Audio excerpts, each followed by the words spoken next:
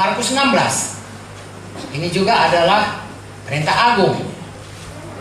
Markus 16 ayat 15. Lalu ia berkata kepada mereka, pergilah ke seluruh dunia, beritakanlah Injil kepada segala makhluk. Siapa yang percaya akan dibaptis dan diselamatkan. Siapa yang tidak percaya akan sama ya perintahnya.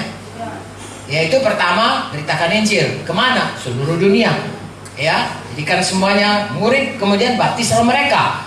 Lalu di sini ditambahkan tanda-tanda ini, seperti yang kita katakan tadi, akan menyertai orang-orang yang percaya.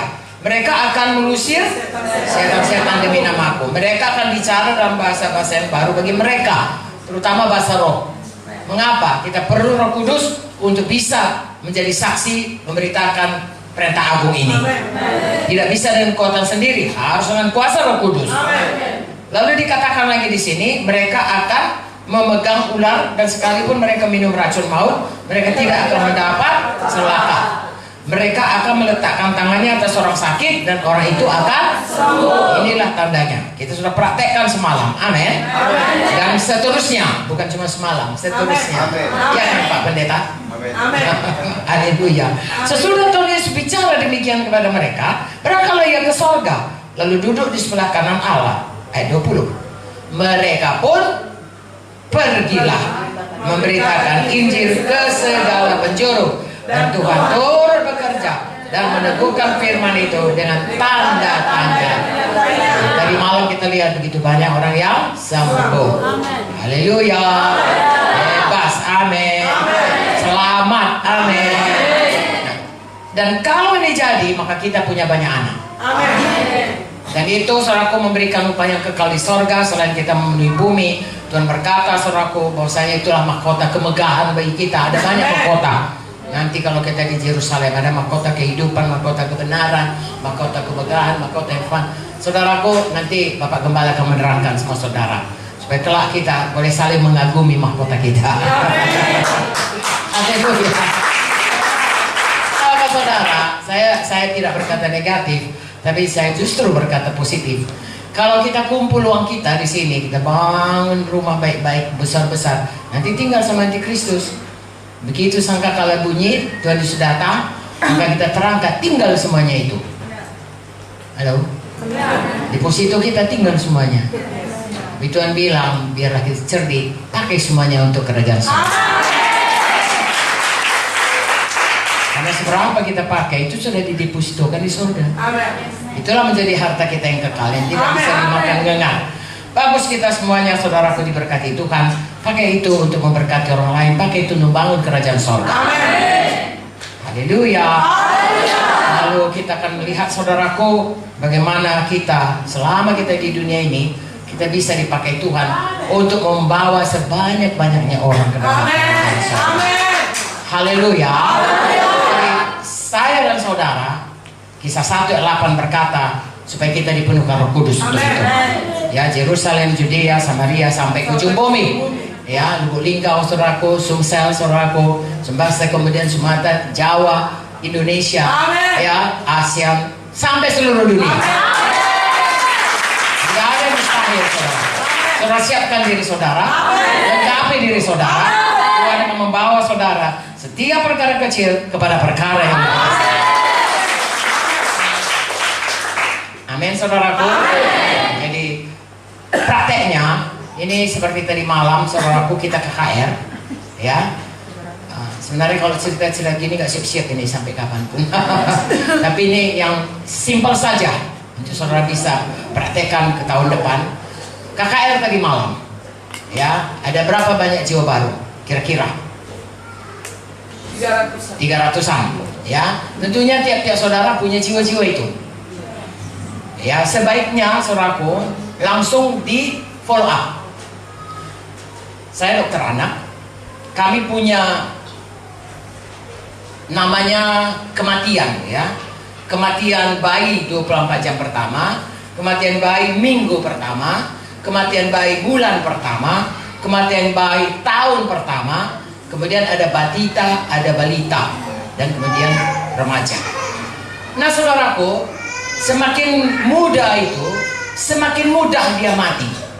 Mengapa? Karena dia tidak punya daya.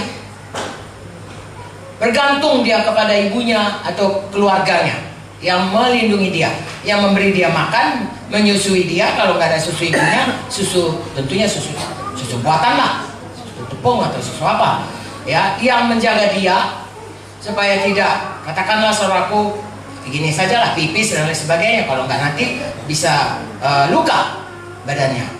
Dan ada anjing. Saya pernah dengar saudaraku, anak anjing memakan bayi karena nggak dijaga.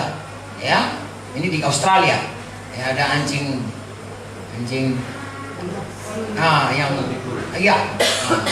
makanya bayi itu kedapatan. Dan ibunya saya kira dituntut karena kelalaian. Nah, perlu orang tua, perlu keluarga, perlu abang-abang. Jadi di dalam sidang ini pun, saudaraku, ini keluarga Allah. Amin. Gereja ini namanya keluarga Allah, namanya tubuh Kristus, namanya bait Allah, banyak perumpamaan. Tapi salah satu keluarga Allah. Amin. Jadi abang-abang, apalagi kalau bapak-bapak, pemimpin, harus menjaga jiwa baru. Amin. Harus menggembalakan mereka. Amin. Harus merawati dan mendidik mereka. Amin. Sama seperti bayi lah, seperti saya katakan tadi. 24 jam pertama sebenarnya harus kita kunjungi. Karena dia mulai dapat tekanan. Orang-orang di sekitarnya, ya kalau memang sekitarnya itu juga sudah selamat, tidak banyak tekanannya. Tapi kalau dia generasi pertama yang selamat, artinya orang pertama selamat di dalam rumpun keluarganya, itu biasanya tekanannya kuat. Nah saudaraku, hal seperti itu itulah kasih Kristus menggerakkan kita untuk melaksanakan perintah agung. Selesai penginjilan, harus pemuritan. Amin. Muridkan mereka. Bahkan kita harus muridkan dia sampai bisa memuridkan orang lain lagi. Amin. Di hari pertama, paling tidak saudaraku, untuk hari KKS berikut. Ini kan hari Rabu ya. Kapan KKS saudara? Mungkin hari Kamis. Kalau tidak, mungkin minggu depan. Kebaktian. Saudara tanggung jawabin itu. Ya, seperti bayi tadi. Kalau bayi-bayi, saudaraku, tidak diurus, bayi-bayi itu mati. Bahkan kalau pengalaman kami di kedokteran itu, bayi-bayi walaupun dikasih makan, tapi tidak digendong, tidak didekat, mati juga. Begitulah perlunya kasih sayang itu. Amin. Apalagi rohani. Ya, kita datang, kau udah datang kau balik ke gereja. Bayi nggak bisa datang sendiri, harus digendong kemari, saudara. Ya, kau sudah selamat, kau punya Roh Kudus, kau datang, nggak bisa. Ya. Saya mengaku saudaraku, sudah saya lahir baru, kemudian diundang ke gereja, nggak mau saya. Capek saya, yang mengundang saya di Pamunti. Ya. Saya selamatnya di Jakarta, seperti saya saksikan itu. Lalu saya balik ke Medan, lalu diajaknya saya ke gereja. Karena saya kembali ke gereja lama, lalu mati rohani saya kembali. Saya berseru-seru, Tuhan, kok hilang sukacitaku itu? Tuhan tolong. Dikirim Tuhan lah kawan saya ini. Ya kami hanya 2 orang dokter wanita Kristen di seluruh rumah sakit itu. Jadi datang dia tahu saya sudah selamat, saudaraku. Bilangnya, ayolah kau datang ke gereja biar kita ini. Terus saya bilang, iyalah, aku jemput kau ya. Ya, dijemputnya saya, saudaraku. Ada aja dari saya. Aku tadi malam jaga nih, capek berasa, pikirlah kau. Baik dia saudaraku.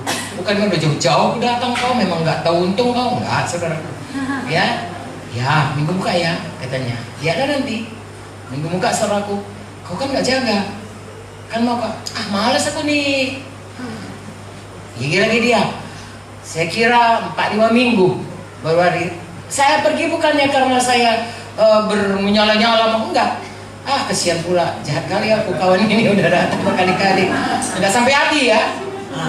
Padahal waktu saya diantar, dijemputnya itu dan dibawanya, tahu gak saudara, dia menjemput banyak orang selain saya. Begitulah dia sangat berapi-apinya, saudara.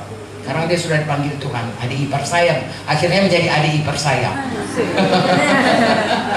Nah begitulah saudaraku, ya seharusnya kita merawat ya bayi-bayi rohani yang baru lahir baru itu, sehingga mereka tumbuh baik.